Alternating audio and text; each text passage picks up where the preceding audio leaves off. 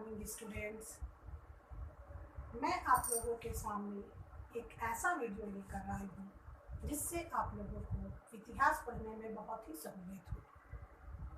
इस वीडियो का नाम है डाउट्स क्लियर इन हिस्ट्री। इस वीडियो में आज जो मैं अपना पहला लेसन लेकर आई हूँ वह है बीसी और एडी के बीच में जो हम लोगों को कंफ्यूजन होता है उसके बारे में।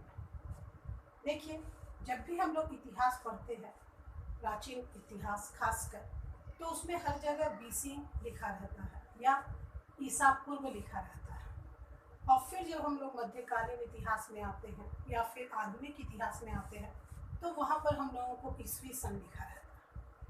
ये दोनों चीज़ें जो है अक्सर बहुत ज़्यादा हम लोगों को कंफ्यूज करती है, खासकर तब जब हम लोग किसी एक किताब में पढ़ते हैं कि हड़प्पा सभ्यता जो है वो 500 ईसा पूर्व की है और किसी अन्य किताब में पढ़ते हैं कि हड़प्पा सभ्यता जो है 2500 साल पुरानी है, तो हम ये नहीं समझ पाते हैं कि आखिर इन दोनों किताबों में से सही कौन है। लेकिन बात ये है कि सही दोनों ही है। एक में जो है वो आधुनिक काल से उसको कैलकुलेट करके बताया गया है और एक में जो है उसको प्राचीन काल के अनुसार ही बताया गया है। तो इस तरह के जो भी कन्फ्यूज़न है उन कन्फ्यूज़न को दूर करने के लिए आज मैं आप लोगों के सामने ये वीडियो लेकर आई हूँ। देखिए, हमारे यहाँ जो इतिहास है उसको बेसिकली दो भाग में बांटा गया है। एक है ईसा के पूर्व यानी कि बीसी बिफोर क्राइस्ट, और दूसरा है एनो डोमिनी यानी कि ईस्वी सन एडी। ईसा पूर्व का मतलब है कि ईसा का जन्म यानी कि ईसा मसीह के जन्म के पहले का इतिहास, और ईस्वी सन का मतलब है कि ईश्वर का वर्ष अर्थात ईसा मसीह के जन्म के बाद का इतिहास। बहुत जगह पर लोग इसके बजाय एनो डोमिनी के बजाय आफ्टर डेथ लिख देते हैं, जबकि आफ्टर डेथ नहीं होता है, क्योंकि ईश्वर का जो वर्ष है वो अभी तक चले आ रहा है, तो इसको हम लोग आफ्टर डेथ नहीं कह सकते। दूसरी बात जो है वो है कि बीसी को कहीं कहीं पर बिफोर कॉमन एरा भी लिखा जाता है। बिफोर कॉमन एरा यानी कि फिर वही बात हो गई कि ईसा के जन्म को जो भी उसके पहले की घटनाएं हैं उसको कॉमन एरा के पहले की बात कहा गया है, और ईस्वी सन को दूसरे लफ्जों में कॉमन एरा कहा जाता है। देखिए, जब भी हम लोग कोई कैलकुलेशन करते हैं तो ईस्वी सन और ईसा पूर्व में जो हमारी घटनाएं होती हैं उनका जो वर्ष है वो अलग तरीके से बढ़ता है। जैसे कि जब हम लोग ईस्वी सन में बढ़ते हैं तो जो भी हमारा साल होता है उसमें एक जुटते चला जाता है।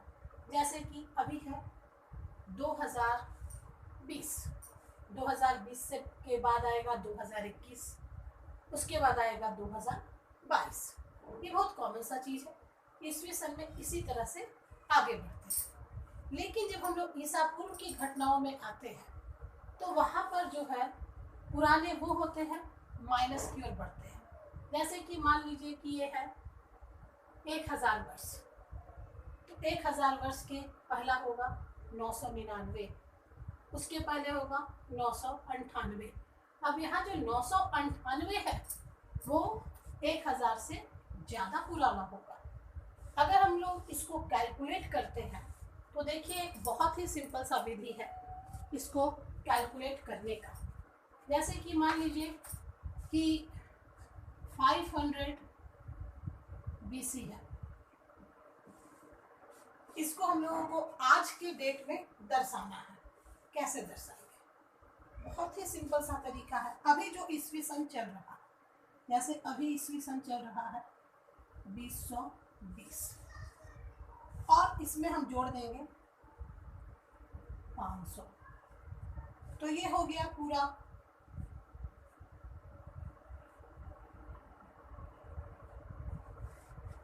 यानी कि अगर कोई घटना 500 बीसी की है तो आज के अनुसार वह 2520 वर्ष पहले घटी है।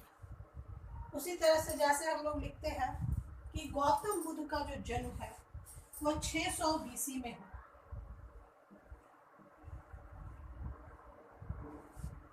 अब अगर हम लोग इसको दूसरे शब्दों में लिखेंगे तो लिखेंगे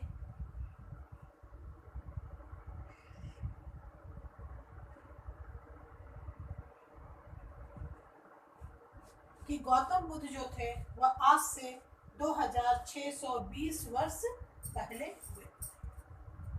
तो इस तरह का जो भी कंफ्यूजन है वो इतिहास के स्टूडेंट्स के साथ अब नहीं होगा, मैं ऐसा उम्मीद करती हूँ। और इसी कड़ी में जो मैं अगला सेशन लाऊंगी उसमें मैं कैलेंडर्स पे बात करूँगी। इसी के साथ आज का सेशन समाप्त करती हूँ। अगर आप लोगों को इसमें थोड़ा भी कंफ्यूजन लगा हो तो भी बोलेंगे, अगर आपको लगेगा कि मेरे वीडियो में कुछ कमी है तो भी बोलेंगे, और अगर मेरा वीडियो पसंद आता है तो इसे लाइक एवं शेयर जरूर करेंगे। Good bye.